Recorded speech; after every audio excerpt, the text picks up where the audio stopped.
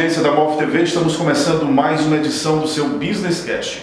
A minha convidada de hoje é a doutora Iana Mello, é mestranda em Direito Tributário pela Universidade Católica de Brasília, especialista em Direito Tributário pela Universidade Cândido Mendes, no Rio de Janeiro, e especialista em Direito e Processo Civil pela Estácio, aqui do Piauí. É também a proprietária de um escritório, do escritório Iana Mello Consultoria Jurídica, que fica no edifício Manhattan River Center, em Teresina. Seja bem-vindo ao nosso podcast, doutora. Muito obrigado pelo convite. Bom dia, boa tarde, boa noite, nossos ouvintes e telespectadores. É uma honra estar aqui compartilhando com vocês conhecimento sobre direito tributário, sobre negócios, empreendedorismo. Perfeito. Vamos falar então, vamos começar explicando o conceito, explicando didaticamente o que é esse planejamento tributário que os empreendedores tanto precisam. Pronto. O planejamento tributário é algo altamente importante para quem quiser fazer um negócio realmente fluir. Tudo é preciso de um planejamento, inclusive uma empresa. Por exemplo, se eu tenho uma empresa, eu quero montar uma empresa hoje, não tenho ideia de onde começar. O que eu preciso fazer? Sentar, colocar ali no papel qual vai ser meu negócio, o tamanho, a extensão do meu negócio, o capital que eu tenho, o que eu pretendo gerir de capital também, o que eu posso colocar de reserva para caso haja algum prejuízo, né? Que são todos aqueles percalços que o empreendedor passa, o quanto mais ou menos eu vou ter que gastar com impostos. Então, tudo isso faz parte de um planejamento tributário. E isso é válido para qualquer porte de empreendimento, desde o pequeno ao médio e aos grandes empreendimentos? Como é que funciona? Sim, com certeza. As pessoas elas têm assim, um certo receio de fazer um planejamento tributário quando se trata de microempresas, né, ou empresas de pequeno porte, mas é algo que está atrelado a qualquer tipo de empresa. Porque qual a finalidade de se ter uma empresa? Gerar lucro, dinheiro. E quem quer gerar lucro, com certeza vai galgando essas etapas para posteriormente se transformar numa grande empresa. Primeiro ela pode começar pelo regime do Simples Nacional, que é aquele mais básico que tem, que reúne vários impostos em uma guia só. Quando vai conseguindo, né, galgar mais resultados, aí vai para um lucro presumido, vai para um lucro real, e tudo isso tem os planejamentos específicos para cada tipo de regime. A senhora pode citar alguns exemplos de planejamentos para esses regimes que nós temos hoje em vigência no país? Pronto. O Simples Nacional para aquelas empresas que estão começando, aqueles pequenos empresários que estão querendo montar seu negócio e não tem noção de como começar, ainda não tem um contador ou um advogado tributário para lhe auxiliar. Então ele vai fazer através do Simples Nacional, que vai emitir uma guia e nessa guia já vai ter incluso vários impostos que ela pode pagar. Por isso se chama Simples. MEIs, é isso? Exatamente. MEIs, pequenos empresários, microempresas, né, empresas de pequeno porte, podem sim ser Simples Nacional. E aí vamos galgando para o próximo. Para a próxima etapa, lucro presumido. No lucro presumido a gente tem uma empresa que não é de tão grande porte, mas que também já não é uma empresa que está se iniciando ali no tempo, né? Já está assim, meio caminho andado. E por último, temos o lucro real, empresas que estão no lucro real. Mas às vezes esse pensamento ele pode estar atrelado a empresas de pequeno, simples, empresas de médio porte, lucro presumido, e empresas de grande porte, lucro real. Mas essa lógica ela não vai ser aplicada sempre. Por que eu digo isso? Porque existem empresas que, mesmo sendo de grande porte, é melhor elas irem para um lucro presumido. Ou empresas que tenham muitas despesas e não é uma empresa de grande porte, é uma empresa de médio porte, ela ir para o lucro real. Por quê? A diferença, porque no lucro presumido eu vou calcular PIS, COFINS, imposto de renda com uma margem de presunção, há uma margem de presunção de lucro, então aquela alíquota aplicada não vai ser sobre o valor real que a pessoa tem no faturamento, e sim sobre o valor presumido. Então por isso que quem tem empresas que não têm tanta despesa, é melhor fazer através do lucro presumido. Agora, empresas que têm um gasto muito grande com equipe, que tem um gasto muito grande com material, é melhor que elas sejam do lucro real, porque quando se coloca um regime tributário do lucro real, vai ser abatido todas essas despesas no cálculo da alíquota, do PIS/COFINS, IRPJ e assim vai. Agora, doutora, existem algumas categorias de empresas que, por exemplo, estão mais atentas a todas essas questões que envolvem tudo o que a senhora falou, que envolvem também as questões jurídicas e as necessidades de se ajustar em torno da legislação brasileira. A gente conversando em off, por exemplo, a senhora já atende, por exemplo, a investidores do agronegócio aqui da região. Sim. É um tipo, por exemplo, é uma categoria de negócio que requer muito, que solicita muito esses serviços, esses auxílios jurídicos da senhora? Uhum. Com certeza. O agronegócio, a gente até costuma dizer que existe um planejamento tributário próprio para o agronegócio. Isso acontece porque quando a gente tem uma empresa, né, porque vamos tratar isso como uma empresa de agronegócio, tem vários gastos com pallets, gastos com todo aquele maquinário para fazer a coleta, né, dos grãos, ou então tem gastos com pessoal, tem gastos com combustíveis, tem gastos ali com maquinário. Então tudo isso faz com que o planejamento tributário seja totalmente específico para esse tipo de ramo de negócio. E aí quando a gente foi calcular PIS/COFINS, o IRPJ, vários tipos de impostos ali atrelados à área do agronegócio e a qualquer outro tipo de empresa, vai ser feito um abate de todas essas despesas de operação, que são os custos de operação, e aí é mais vantajoso ser pelo lucro real, né? Ao invés do lucro presumido, nesse tipo de operação.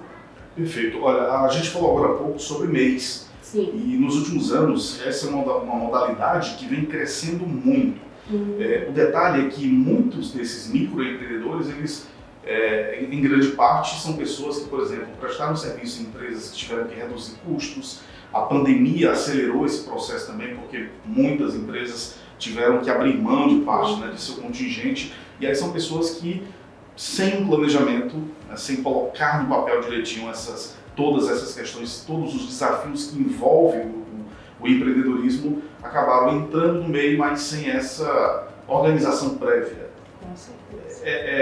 Como é que a gente pode orientar essas pessoas no sentido de, mesmo que não tenham iniciado, né, previamente um planejamento, que não tenham todas essas informações tão importantes que a senhora passou aqui para a gente, como fazer, que medidas adotar, como recuperar esse tempo perdido num processo que é primordial para qualquer negócio?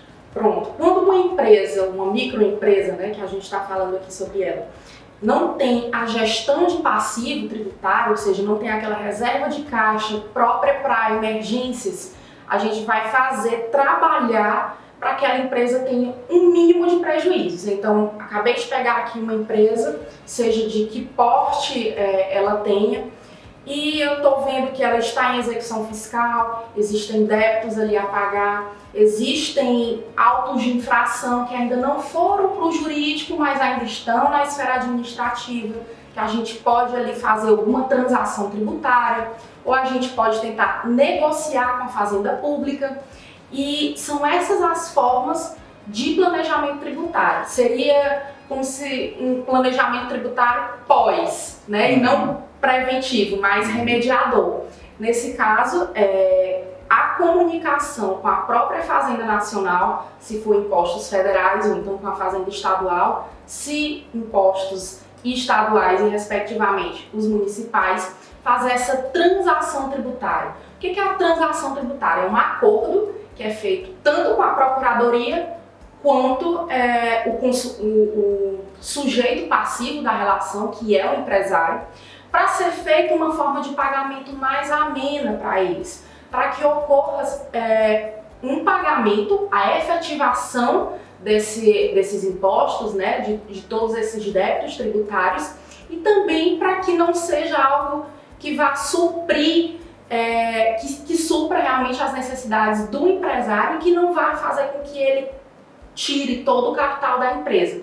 Porque também não adianta, se eu estou com um débito aqui e eu tenho, minha empresa está se movimentando pouco, principalmente com a pandemia aí, que veio assolar vários tipos de negócios, a pessoa tende a cair mais ainda. Então, para a gente chegar a um nível de estabilidade, de diminuir despesas e tentar aumentar lucros, é necessário se fazer uma transação tributária, né, para esse empreendedor, e daqui para frente já ter uma gestão para que ocorra uma reserva de caixa caso ocorra algum empecilho assim, né, como do tipo. Bom, uma outra característica do empreendedorismo no Brasil é que grande parte das empresas que abrem um CNPJ, que formalmente entram no mercado, elas não têm uma vida longa, elas não têm uma sobrevivência. Por exemplo, se abre hoje, daqui a 5 anos, é possível que uma quantidade significativa, um montante aí dessas empresas que estão abrindo agora em 2023, lá, né, daqui a 5 anos, é possível que elas tenham fechado suas portas, encerrado suas atividades. E a senhora acredita que essa característica se deve exatamente a essa falta de planejamento, ou pelo menos é um dos motivos para essa estatística que a gente tem hoje no país? Com certeza, a falta de planejamento tributário é o que faz ruir muitas empresas. Isso porque quando a gente não tem uma gestão de tudo que está sendo feito, a tendência é ficar retirando dinheiro do caixa, né, a todo momento. Uma prática, por exemplo, que muitas empresas têm e que não sabem que é errado, é misturar as contas da pessoa física com as da pessoa jurídica, principalmente quem é microempreendedor. Quem é microempreendedor faz ali, eu estou precisando de algum dinheiro para ir no médico hoje, vou retirar bem aqui do caixa da minha empresa e usar para fins pessoais. Essa mobilidade que a gente faz com pessoa física e pessoa jurídica é altamente prejudicial para o empresário. Por quê? Vai acontecer em algum momento que a Receita Federal vai olhar para essas transações e vai ver, não, está tendo gasto aqui, está tendo muita saída de dinheiro da empresa, mas não está tendo o imposto pago. Se está saindo dinheiro daqui e indo para outro lugar, então ela está gastando a renda da empresa. Então, se ela está gastando a renda da empresa, é para ser pago imposto de renda da pessoa jurídica, IRPJ. Mas não está sendo pago esse IRPJ. Então, vai cair na malha fina. Então, é caso de sonegação fiscal. Uma coisa que a pessoa nem sonegou, ela só tirou ali o dinheiro para fazer algum fim pessoal, para alguma emergência, alguma necessidade. Então, esse desconhecimento faz com que as pessoas entrem em uma bola de neve tributária e isso vai aumentando cada vez mais. Porque a multa por alguma execução fiscal, e principalmente quando tem conluio de sonegação, né, formação de quadrilha, chega até 300%. Então, é algo absurdo, né, que muitos empresários não têm conhecimento. Às vezes fazem ali da forma mais até pueril possível, né? Ali na infantilidade, na urgência do momento, no desconhecimento, e acaba se manchando todo, né? Criando uma bola de neve com relação a isso. Até porque para eles o desafio de organização ele possivelmente seja muito maior do que os médios e grandes empreendedores, né? Porque com certeza. Tem a delegação, né? Nos ele médios é a e empresa, grandes. né? Ele não tem ali um corpo de pessoas que possam orientar ou enfim.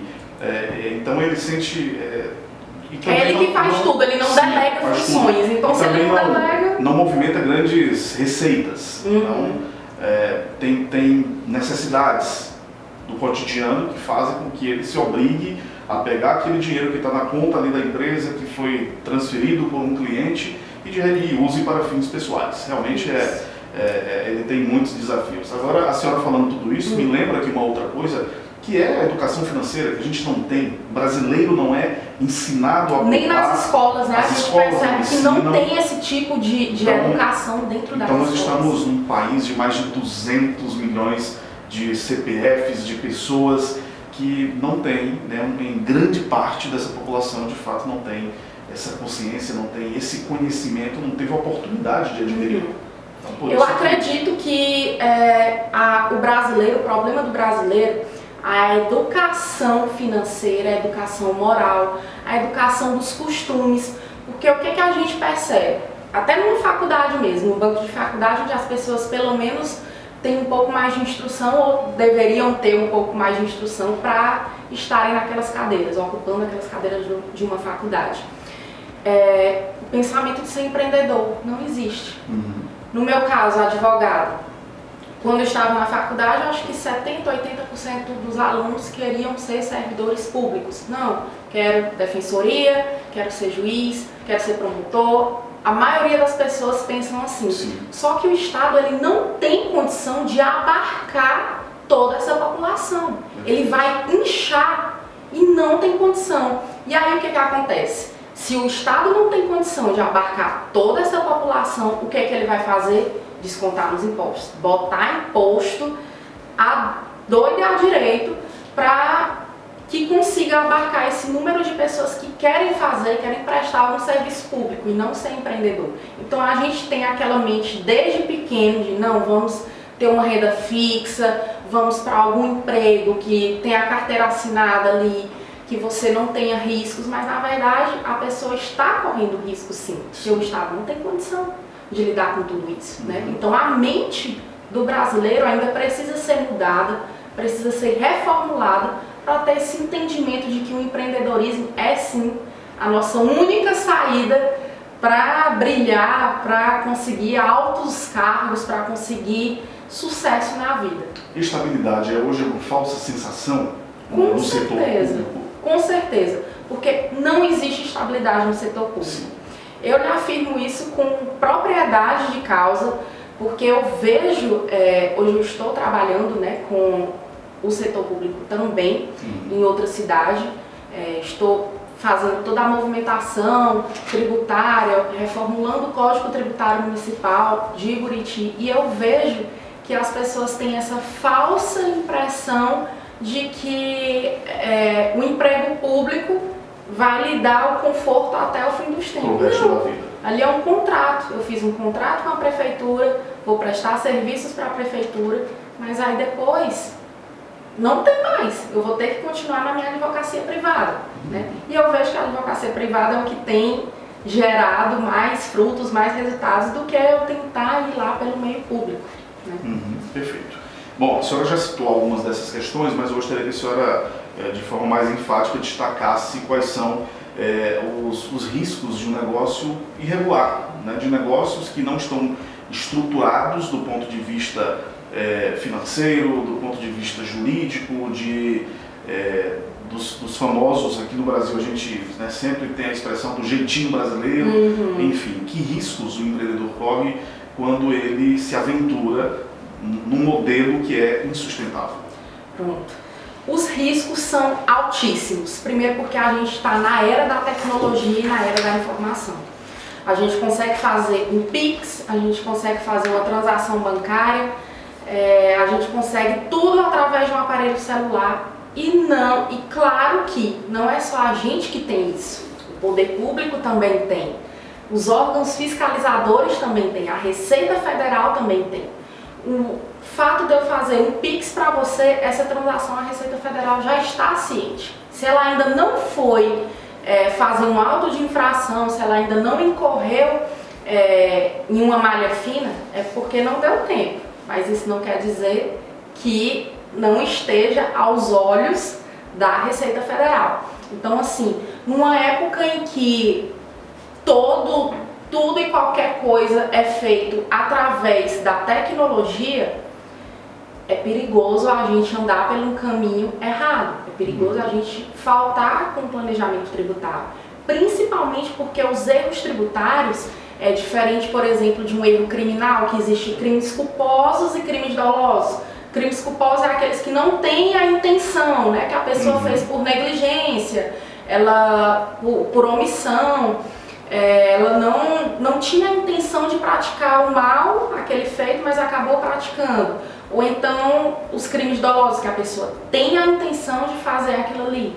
Isso não existe no direito tributário. Eu não posso alegar numa defesa tributária de que eu não tinha conhecimento de que isso era errado, não tinha conhecimento de que fazer uma transação dessa forma poderia incorrer numa malha fina. Não existe isso. Então, no direito tributário é essencial, num negócio é essencial que o comerciante, que o empresário, que o empreendedor, ele tenha um mínimo de noção, ou se ele não tiver noção, ele delegue isso para quem realmente tem expertise, quem tem a técnica da área, para fazer toda essa movimentação e esse planejamento da forma mais correta. Porque no futuro, se ele for incorrer em algum auto de infração, ele não vai poder alegar que não sabia. Doutora, todos os empreendedores praticamente, né, brasileiros, a grande maioria reclama de um tema há muito tempo, e ao que parece a gente não tem uma solução, o Brasil não consegue, o governo não consegue apresentar um modelo que seja mais viável para o empreendedor, que é a grande carga tributária que envolve contratações e outras questões para se manter uma empresa. E aí, diante disso, alguns procuram outras formas, e aí eu vou citar aqui um exemplo de pessoas que, por exemplo, trabalham em regime de CLT, mas são pagos como mês. Isso existe. É uma realidade. É uma realidade que não dá para a gente escondê-la. E quais são os riscos? Existem riscos para as duas partes? Como é que cada um, né, empregado e empregador, pode agir diante de uma situação como essa? Eles não podem alegar desconhecimento da lei. Né? Isso é de fato algo que eu acho que está, ou pelo menos deveria estar, a conhecimento de todos. Que se eu sou CLT, CLT ali de fato, na prática, eu não posso alegar no papel que eu estou sendo contratado de um contrato liberal, né? Entre duas partes, pessoas, sejam físicas ou duas pessoas jurídicas, se for como MEI, para aquele negócio. Então, assim, ela vai estar incorrendo uma simulação, e isso já é crime. Então, se algo acontecer desse tipo numa empresa, já é sabendo que ambas as partes vão ter que responder. Claro que o empresário ele vai ter uma carga de responsabilidade bem maior, porque ele que está contratando, né, a pessoa ali como MEI, só que ambas as partes vão sofrer com isso. Então, não aconselho, eu entendo, não vou mentir, eu entendo que a realidade brasileira às vezes pode fazer com que as pessoas andem por caminhos errados e tortuosos. Sim. Não vou dizer que eu não entendo essa situação, porque realmente a nossa carga tributária ela é pesada. Você contrata um funcionário e paga dois. E paga 2 ou 3. Ou né? 3, exatamente. É muito complicado isso do regime de tributação. Inclusive eu tenho um pensamento, eu sou um pouco mais radical quanto a isso, eu tenho um pensamento que tributo, quanto menos pagar, melhor. Não sonegar, mas que o Estado, se ele fosse menos inchado, melhor seria a arrecadação. A gente viu essa realidade nos últimos 4 anos, que foi enxugado vários impostos e a arrecadação estava só aumentando. Ou seja, não precisa, para se manter um Estado, para garantir os direitos sociais da população, não precisa inchar aquele Estado de tantos impostos. Coloque uma carga baixa e faça com que todo mundo pague. Porque quando a gente coloca um ônus muito grande nas costas do empresário, que é quem realmente movimenta a economia, o que vai acontecer é fuga de capital. Muitos empresários, muitos investidores não vão querer investir, não vão querer colocar o seu capital aqui no Brasil, vai ocorrer essa fuga de capital para países estrangeiros e o Brasil vai ficar cada vez mais ruído, né? Então é importante também a gente ter essa consciência, não só focar aqui, meu emprego, meu trabalho, ou então minha empresa. Não, a gente tem que ter todo um contexto político, econômico, do que está acontecendo, para que haja mudanças. Bom, a gente falou de diversos assuntos aqui permeando pelo mundo do empreendedorismo e os desafios de uma organização tributária, de um planejamento adequado para empresas, mas tudo isso, doutora, é acessível? Empresas de pequeno, de médio porte, por exemplo, conseguem acessar uma assessoria com a senhora, com outros profissionais que precisam dessas informações, desse bojo de informações para fazer com que seus negócios trilhem pelo melhor caminho?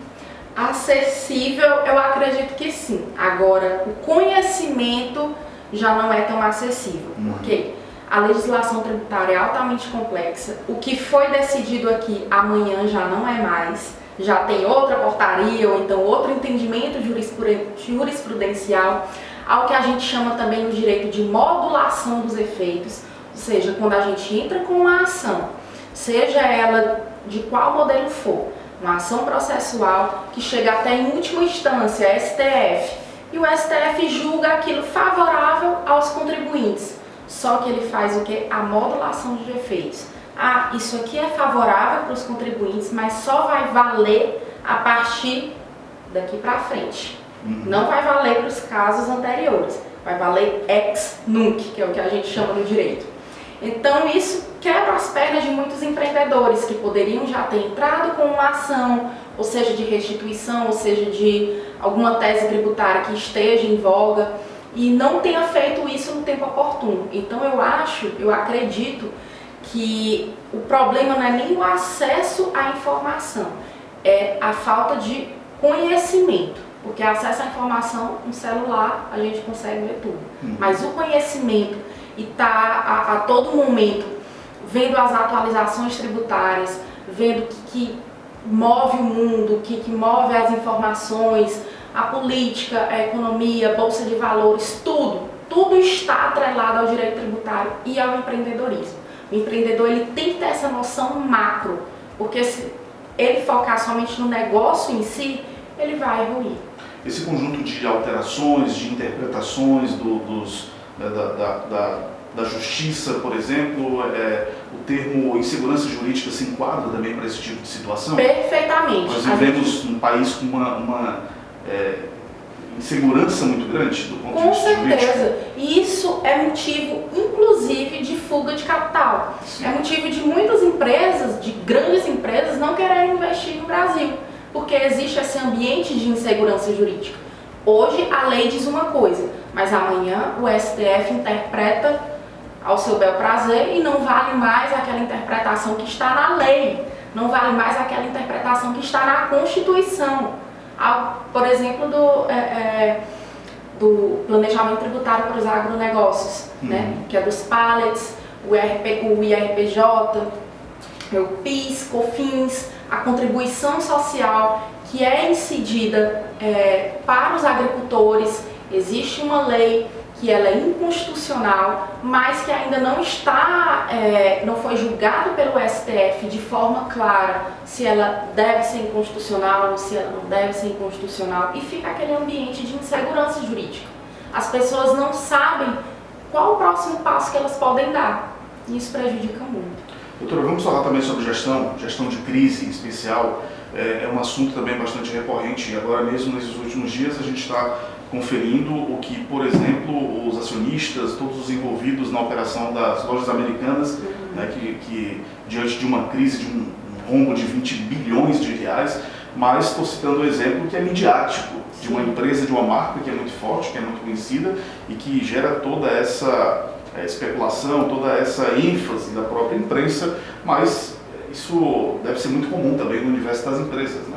Com certeza. Para você ver que o planejamento tributário, ele é necessário para todos. E a gente pensa, uma grande empresa, ela deve realmente ter um planejamento tributário, uma empresa no porte da Americanas, ela deve sim ter uma equipe, com certeza ela tem uma equipe que faz toda essa movimentação, esse planejamento tributário, mas aí você vê algo do tipo acontecendo.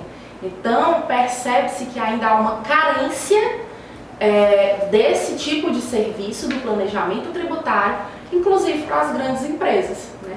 É algo que se percebe, não se faz, não é comum. Eu acho que é até na cultura mesmo do brasileiro, né? O brasileiro não tem essa cultura de planejamento. ele tem essa cultura de execução. Não, hoje eu quero montar uma empresa, certo, o que é que eu preciso aqui? Vai ser uma empresa virtual ou vai ser uma empresa física? Qual vai ser serviço ou vai ser produto? O que é que eu vou montar? Certo, eu estou com dinheiro aqui para investir e pronto. Não se preocupa nem em regularizar, não se preocupa em saber mais ou menos o mínimo de informações tributárias, o mínimo de informações comerciais para iniciar essa empresa. E aí fica complicado, né? Porque mais na frente pode vir um caso de sonegação fiscal, um caso de malha fina, e o empresário é quem sofre. Como é que é a relação hoje, por exemplo, das empresas no mundo digital? A gente tem aí uma grande quantidade de empresas que surgem para atender exatamente a esse universo. São serviços que se resolvem todos eles no mundo virtual, no digital.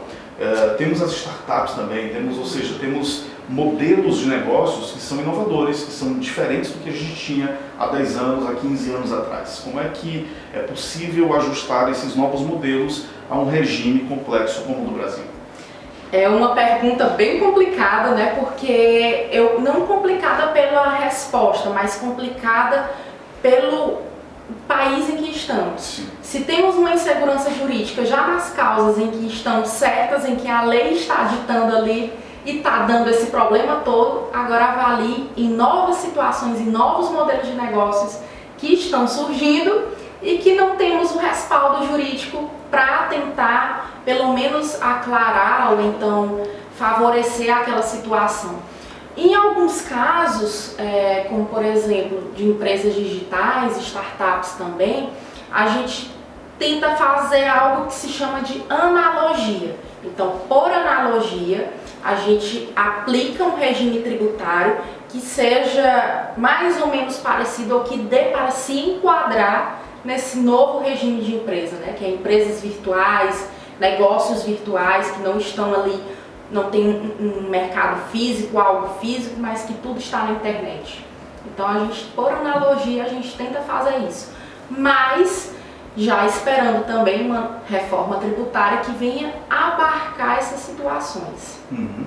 A senhora acredita que nós poderíamos ter mais por parte do poder público, por parte do governo, algumas plataformas que pudessem destravar esse modelo que a gente tem hoje? Eu vou citar um exemplo para ser aqui mais prático.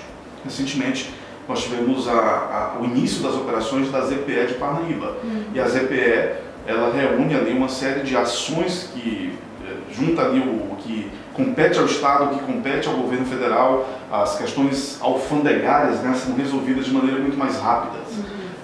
Seria esse um modelo a ser adotado, que de repente a gente tivesse por parte do governo mais iniciativa, né, para, assim como acontece com a zona de processamento de exportação no Piauí, acontecesse também em outras áreas? Com certeza, seria um modelo sim para servir de algo analógico, de analogia para casos de startups, para casos de empresas que estão no mundo virtual. E digo mais, o poder público, ao invés de colocar mais leis, mais burocracia, eu já acredito que teria que ser menos. Acho que quanto menos o poder público influencia ou tenta influenciar o mercado, melhor ele se resolve. Porque eu acredito, pelo menos de todo o estudo que eu tenho e com a realidade com a qual convivo, existe aquela mão invisível do Adam Smith. O mercado, ele não é uma pessoa. O mercado, ele é uma força, uma energia em que troca de informações entre uns e outros vai surgindo o que deve ser feito, né, dentro do mercado em si. E quando o poder público a todo tempo tenta manipular esse algo natural, essa mão invisível, aí sim pode acontecer algo como que a gente está vendo hoje. Tem uma frase que eu tenho ouvido muito aqui mesmo nos podcasts, né? Quando o governo não atrapalha, ele já ajuda muito. Exatamente. É uma frase que a grande maioria dos empreendedores adota, porque sentem na pele todas essas questões, todo o peso dos entraves que atrapalham o desenvolvimento. Inegavelmente atrapalham, né? Com certeza. Um exemplo, questão cartorária. Meu Deus, estamos em pleno 2023, tendo que resolver burocracias através de cartório. Minha assinatura não vale, a minha identidade não vale, eu tenho que ter um documento registrado em cartório, eu tenho que reconhecer uma firma para dizer que aquela assinatura é a minha assinatura. É um absurdo. E isso só tem no Brasil. Se você for ver em outros estados, países no qual eu falo, não existe essa realidade cartorária que a gente vê aqui no Brasil, né? Que é mais um tipo de burocracia, é mais um entrave para tanto os empresários e até pessoas físicas mesmo têm na sua realidade para resolver seus problemas. Doutora, eu citei no começo, vamos já chegando aqui à conclusão da nossa entrevista, citei no começo que a senhora atende em Teresina, tem escritório no Manhattan River Center, que é um dos prédios comerciais mais conhecidos aqui em Teresina. E como é que faz para encontrar a senhora, quais são as redes sociais, enfim, gostaria que a senhora deixasse esse espaço aqui, porque certamente muitas pessoas, muitas empresas precisam acessar esse conhecimento, precisam dessas ferramentas para destravar, para resolver problemas, para solucionar questões até então não solucionadas. Então, deixe os seus contatos aqui para a gente. Eu vou deixar aqui para vocês. Caso queiram me achar aí pelas redes sociais, Iana Melo ADV. Todas as minhas redes sociais são Iana Melo ADV, né? Tanto o YouTube, quanto o Instagram, quanto o LinkedIn, todos têm essa nomenclatura. E também, se vocês quiserem entrar em contato para saber mais, ter um planejamento tributário realmente mais efetivo com relação à sua empresa, também existe o meu site, advocaciatributária.com. Você consegue marcar direitinho ali os horários e atendimentos. Ok, doutora, muito obrigado pela vinda aqui ao nosso podcast, à Move TV e ao Business Cast. Espero que a gente tenha a oportunidade de outras conversas, de entrevistas, enfim. Todo esse conteúdo está no nosso portal, no movepiauí.com.br, no nosso canal no YouTube e também em outras plataformas digitais. Obrigado mais uma vez, doutora. Muito obrigada, eu que agradeço a vocês o carinho, a oportunidade e espero encontrá-los novamente. Perfeito, então, muito obrigado à audiência de todos e até o nosso próximo encontro.